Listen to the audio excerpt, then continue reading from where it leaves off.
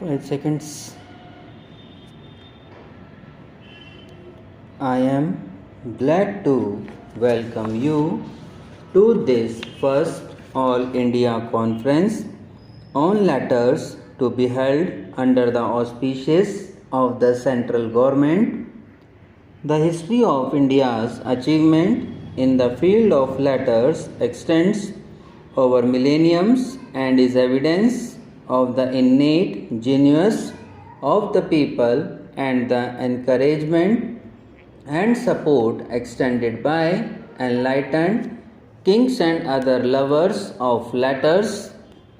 These great traditions still remain, but for reasons which are well known, the patronage which in the past was extended to literature by the state has been absent ever since India lost her independence. Now that India is free, it is imperative that we try to make up for the lost ground and create conditions in which our languages can develop their innate potentialities and contribute to the heritage of the world.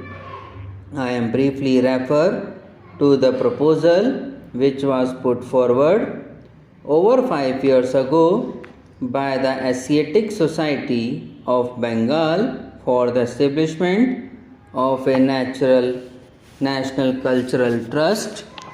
This was to be charged with the task of stimulating and promoting the culture of the country in all its aspects.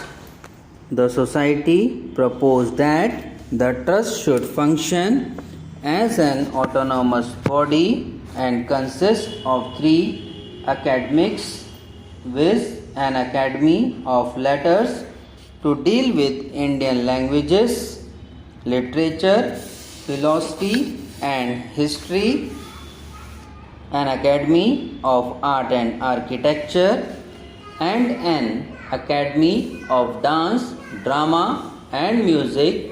Was intended that these academics should aim at maintaining and improving the standards of achievement of all these fields of culture, since literature and culture can flower best in an atmosphere free from the restrictive influences of the official dome. It was proper for the Asset Society to recommend that the trust should be an independent body, predominantly non-official of its composition, and operate through its own agencies in order to give greater freedom to the trust and made to the independently of annual grants from the central or provincial governments. The society also proposed that an endowment of 4 crores of rupees should be created.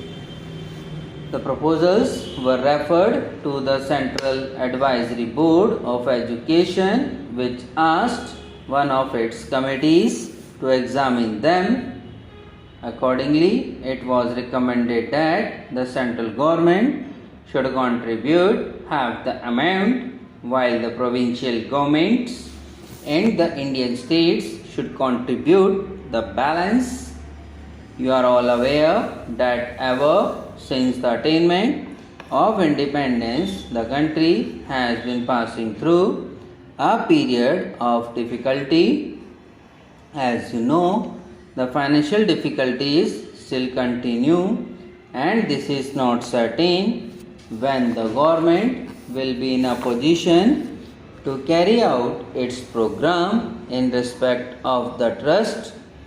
Nevertheless, a beginning has been made, and an All India Conference on Art was held at Calcutta in August 1949, as a result of which an advisory body on art was set up. we have decided to hold the conferences on letters and on dance, drama and music during the current year so that the advisory bodies for these subjects may also be set up without further delay. In the pursuance of this decision that we have met today, and I am hopeful that your deliberation will help us the attainment of our objectives. I am glad to find this array of non-official talent in this assembly, the more so as the importance of non-official initiative in the fields of culture cannot be overemphasized.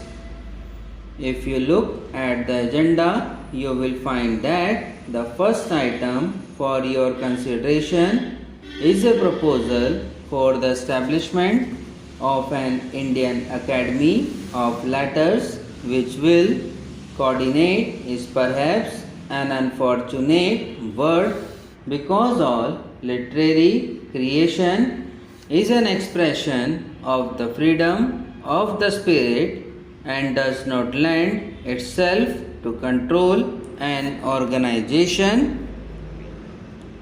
What, however, an academy can do is to consider ways and means for the preparation and maintenance of an overall survey of literature in all the Indian languages so that through greater knowledge of one another's efforts, literary men and women in all the languages can be spurred to greater activity and help in the creation of a literature which is comparable to that of the advanced languages of the world. So long as there was an alien government in the country, the people were suspicious of any governmental interference in the sphere of literature and culture. This was natural, for the people feared that such interference would have political implications. Today, with the establishment of a national government, there need be no such political fears, and some people, in fact, expect the government to be entirely responsible for the development of our languages. I would, however, like to state that even a national government cannot and should not be expected to develop literature and culture through official orders.